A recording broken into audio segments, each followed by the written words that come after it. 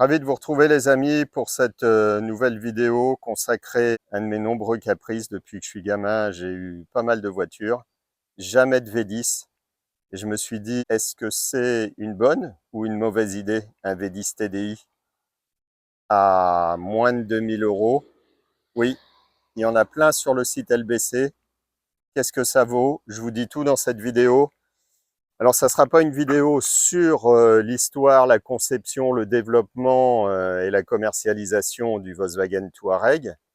Il y a pas mal de vidéos parfaitement réalisées sur le sujet. Moi, je vais vous présenter un Touareg, un V10 TDI, le mien. J'en ai qu'un, quoique celui-ci s'appelle Couscous. Et vous verrez pourquoi je lui ai donné ce nom-là, Couscous, parce que un train peut cacher un train, un Cayenne peut cacher un Touareg et un Touareg peut cacher un Touareg. Vous verrez, une drôle d'histoire, mais ça sera au fil des vidéos. On attaque par l'esthétique. Qu'est-ce qu'on a pour moins de 2 000 € aujourd'hui sur le marché? Eh bien, pas grand-chose. On a un Touareg qui se présente encore pas trop mal, qui tient sur ses pattes, sur ses suspensions pilotées. Il s'agit de suspensions pilotées à air. On lèvera le capot tout à l'heure. Je sais qu'il y a au niveau de la grille ici un PET. Alors il se trouve que ça, on le trouve chez nos amis chinois pour 30 €. Il y a un autre PET ici, c'est un peu cassé.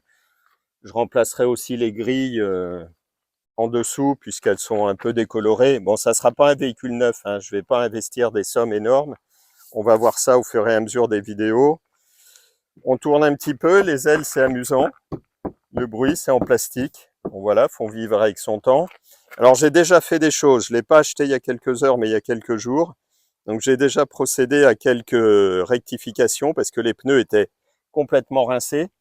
Donc il est monté sur ses jantes d'origine en 18, en 2,55. Les 4 pneus sont neufs. Sachez les amis que c'est du 109Y. Donc vitesse et charge, quasiment tout est au max. Les 4 pneus, vous trouvez ça, je fais pas de pub, mais la marque CA+, j'en sais rien, ça a l'air de tenir la route. En tout cas, on n'est pas sorti pour le moment de l'asphalte. Livré à la maison, il y en a pour moins de 300 € les 4. C'est quand même un sacré miracle. Côté rétro, on n'est pas trop mal. Les balais d'essuie-glace, ça tient la route. Au niveau des vitres, elles sont surteintées.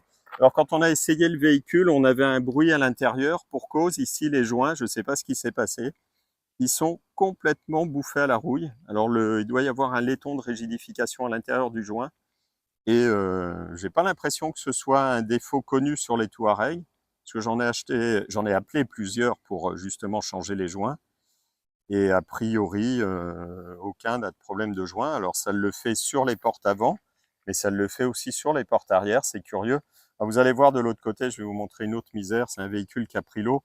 Sachez que dans la brochure publicitaire, dans le dossier de presse de l'époque du Touareg, c'est un véhicule qui est capable de passer dans de l'eau sans être affecté par des infiltrations à l'intérieur de l'habitacle. Et quand on voit, il est de 2003. Première année du V10 TDI 2002, il ne s'est pas fait longtemps. Celui-là est 2003, quand on voit comment il a vieilli de l'extérieur, c'est un peu catastrophique, mais bon, à l'origine, il est étanche. Donc les 4 pneus sont neufs, disques et plaquettes c'est neuf, flexible de frein c'est neuf. On s'en sort hors main d'œuvre pour 700 € de pièce. Côté intérieur, je vous montre tout de suite au niveau de l'arrière, on est sur une sellerie cuir qui est vraiment de bonne qualité, très agréable au toucher. Le ciel de toit se tient, il y a un toit ouvrant, c'était une des rares options sur ce véhicule. Toit ouvrant électrique avec un vélum manuel. On ne retrouve pas le vélum électrique qui était monté sur les Volkswagen Phaeton. Une présentation qui, somme toute, est relativement proche de celle du Cayenne. Le cuir, encore une fois, est qualitatif, rien d'abîmé. Je vais fermer la porte. Les portes du Touareg et les portes du Porsche Cayenne sont absolument identiques, on peut les interchanger. Suspension pilotée, je vous disais, tout ça, ça fonctionne. On a des petits pets ici sur l'arrière du véhicule, c'est pas terrible. Nous voilà à l'arrière. Alors ça, c'est absolument fantastique. C'est en relief pour les mecs comme moi qui voient pas clair. V10 TDI. C'est quand même une absurdité totale, les amis. V10 TDI en 2024 avec le réchauffement climatique. Bon, ils n'ont pas abusé chez Volkswagen, une sortie d'échappement de chaque côté avec les petits catadiodes dans le pare-choc. J'ai regardé, les catadiodes sont pas les mêmes de chaque côté. Bon, il y en a un qui a été remplacé. Pareil, chez les Chinois, ça vaut pas cher. On est en vitre surteintée. Ouais, je vous montre le coffre. Je sais pas s'il va s'ouvrir, si, avec le petit moteur. La grosse maladie sur les Cayennes, les Touaregs, c'est les vérins. Ils sont pas dans l'angle du toit, ils tiennent le haillon à bout de bras. Donc vous avez les vérins du haillon principal plus les vérins de la petite lunette qui s'ouvre. Et bon là ça tient, hein, mais dans pas longtemps c'est du consommable. Sachez que c'est du consommable, ça vaut très cher chez Volkswagen. Il n'y a pas de plage arrière, il y a du bazar dedans. Tiens, dans les coulisses, ça c'est le matériel vidéo. Il y a l'attelage, c'était pareil, une option. Moi j'en reviens pas, ça tient, hein, à ce prix-là.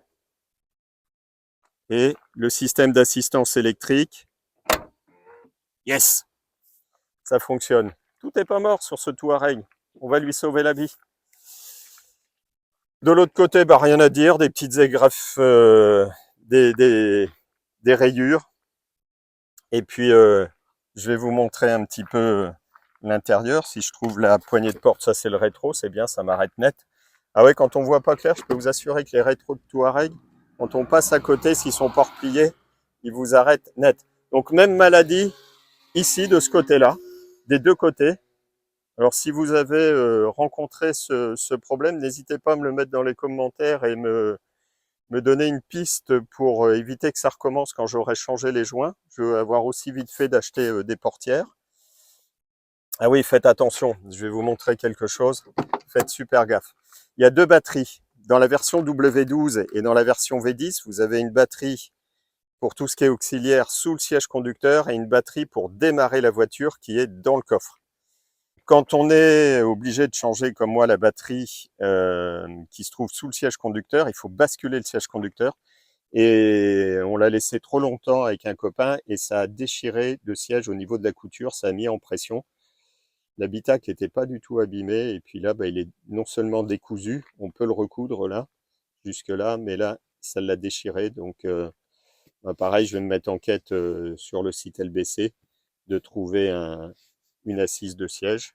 Les garnitures de porte se décollent un petit peu, c'est la maladie chez Volkswagen. Les boiseries sont vraiment en très très bon état et on a ici des petits haut-parleurs. La sono est de très très bonne facture.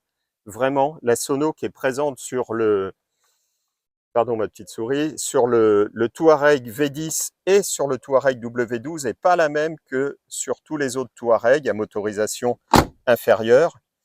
Je dis pas du mal, hein, mais voilà, la sono est différente. Je vais passer côté passager. Non, je vais vous faire un petit tour du moteur. Allez, on va quand même aller regarder le cache moteur siglé V10 TDI. Un moteur qui fait 313 chevaux. Je pense que rapport qualité-prix, moins de 2000 € et 313 chevaux, avec surtout 750 Nm de couple. C'est absolument phénoménal.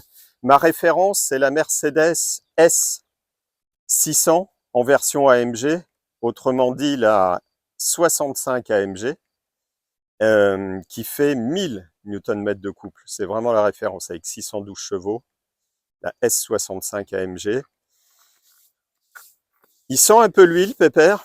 Il sent un peu l'huile. Il y a plus de 10 litres d'huile. Quand on fait la vidange, on est content quand il y a moins 34% de réduction dans le rayon de votre supermarché.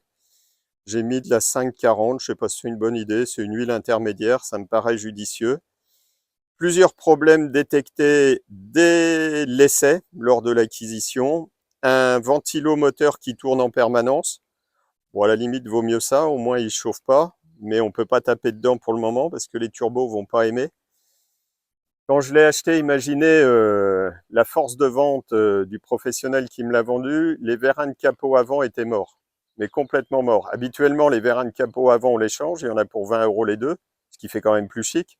Et c'est les vérins de haillons qui sont morts, il y en a pour plus de 200 €. Bah là, c'était l'inverse. Les vérins de haillons se tiennent, comme on l'a vu tout à l'heure. Là, par contre, j'en ai acheté à 20 €, mais je peux mettre un attelage vélo posé dessus parce que ça tient bien. Je vous disais le ventilomoteur qui tourne et surtout la maladie de tous les Touareg V10. Pas besoin de faire la vidange. On a une grosse fuite d'huile. Il va falloir qu'on identifie l'origine de cette fuite. Je vais ouvrir côté conducteur. Je vous fais faire un petit tour de l'habitacle qui est vraiment luxueux et de très bonne facture. Je te laisse passer côté conducteur pour la prise de vue. Moi, fidèle à l'esprit de la chaîne, autrement dit, la première chaîne qui se met, mais vous le savez déjà, à la place du passager. Je vais monter à ma place. Alors là, vous ne le voyez pas, mais il y a un capteur d'humidité parce que, regardez bien, ici, c'est une catastrophe au niveau du passage. C'est tout rouillé. C'est tout rouillé, ça a pris l'eau. Je ne sais pas ce qui s'est passé. Ce qui fait que la batterie qui est sous le siège, mais ça fonctionne, hein, les sièges électriques, tout fonctionne, a pris l'eau. Donc c'est impressionnant. Le tapis conducteur était imbibé de flotte le jour où j'ai acheté la voiture, où on l'a essayé.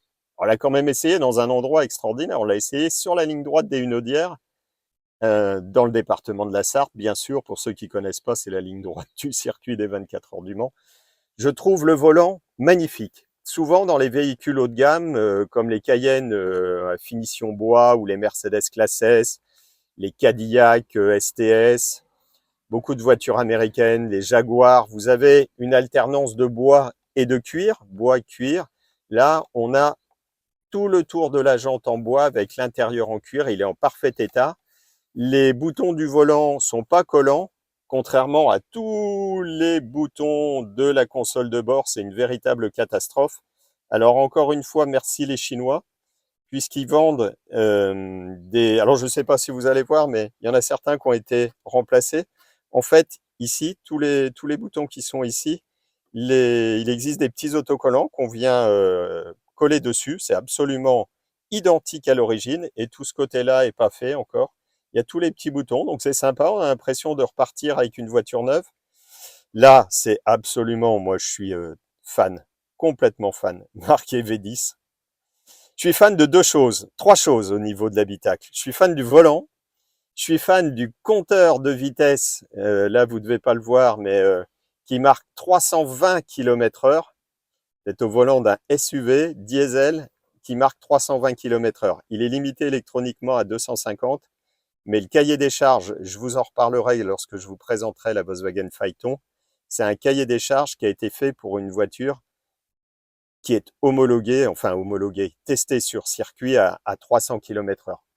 Les miroirs de courtoisie sont en bon état, pas piqués, pas corrodés, pas bloqués. J'ai l'impression de vouloir la vendre, mais c'est pas le cas du tout. Le toit ouvrant fonctionne. Comme je vous disais tout à l'heure, le Vélum, contrairement au Vélum de la Volkswagen Phaeton, est manuel. Là, ici, vous avez la Jack in the Box. Ah ouais, alors ça, c'est la Jack in the Box. Bon, alors ça, c'est la maladie chez Volkswagen. Les petits boutons qui permettent de maintenir le couvercle de la coudoir centrale.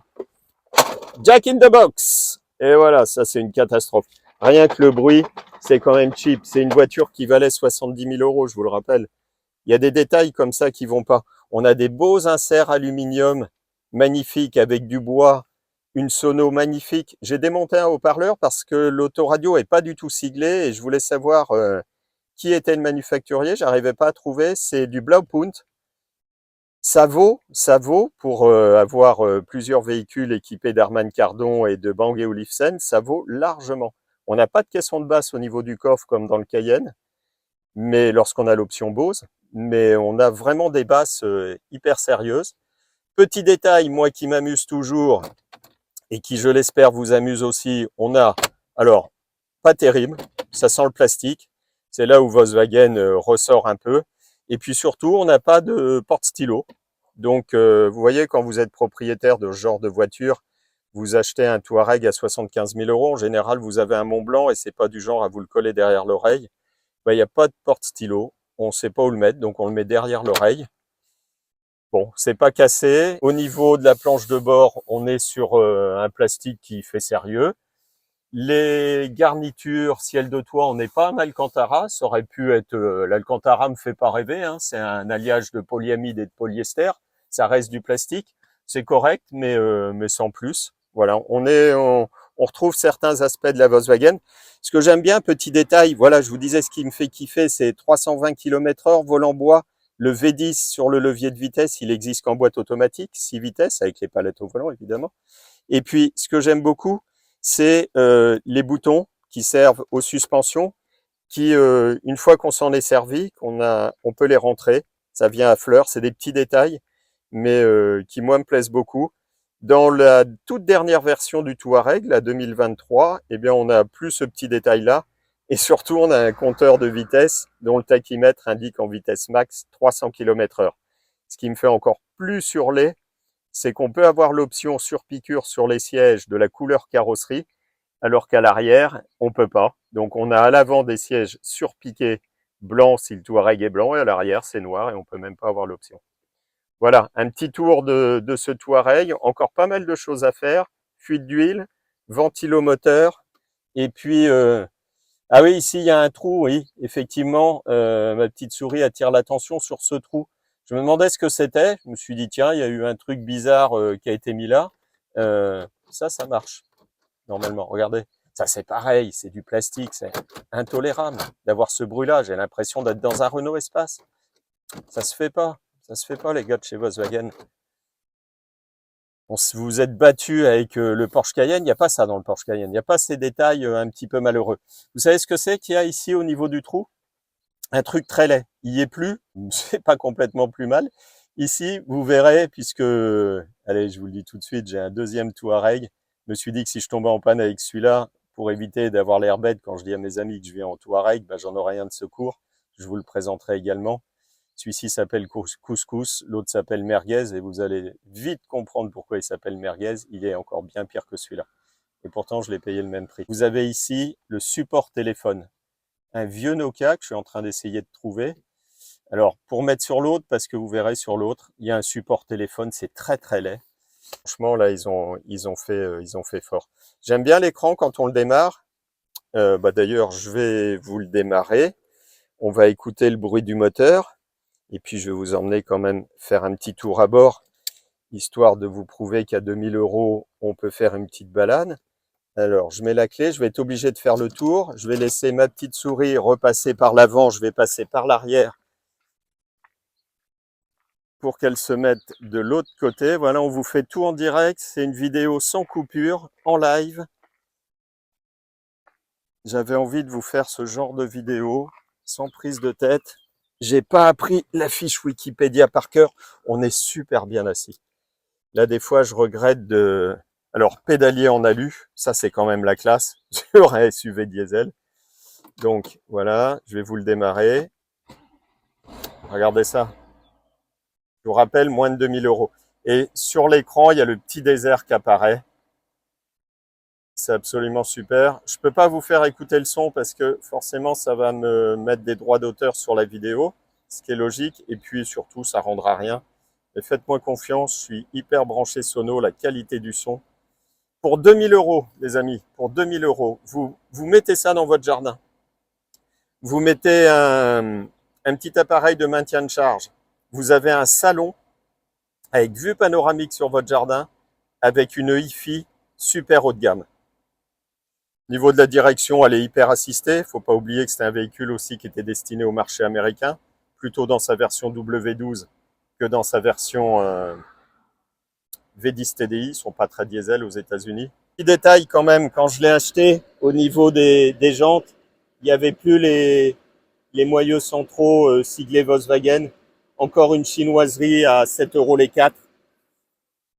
Mais ça fait quand même plus classe. Je vous emmène faire un tour, ou plutôt je vais vous laisser monter à l'arrière, mettre vos ceintures. Allez, on se retrouve à l'intérieur.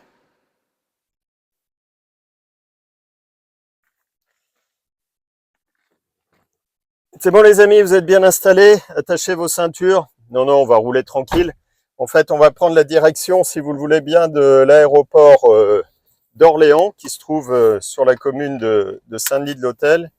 J'ai un pote qui va faire un toucher de piste avec son avion. Il est en train de passer son brevet de pilote, son PPL, Private Pilot Licence. Les vitres électriques, c'est pas des choses qui posent problème. On n'a pas de voyant moteur. La voiture a passé les 300 000 km. Celle-ci a 335 000. C'est un moteur extrêmement robuste. La maladie sur les Touareg, j'ai regardé un petit peu dans la version V10, c'est les turbos. Là, on a bien les turbos. Comme je vous disais tout à l'heure, on est un petit peu limité en accélération, ce qui est quand même le but de ce genre de voiture, d'aller faire exprimer ces 750 Nm.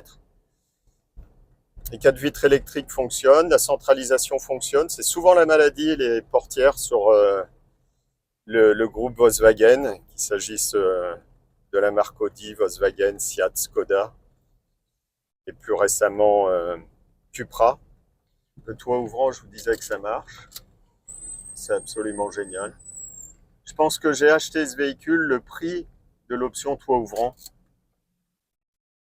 Ouais, puisque je vous rappelle que je l'ai payé moins de 2000 €. Il y a un petit peu de boulot dessus, je vous en reparlerai au fur et à mesure que je vais avancer. Je vous ai parlé du budget 10 plaquettes flexibles de frein qui sont vraiment les organes de sécurité avec lesquels il ne faut pas rigoler. Il y avait le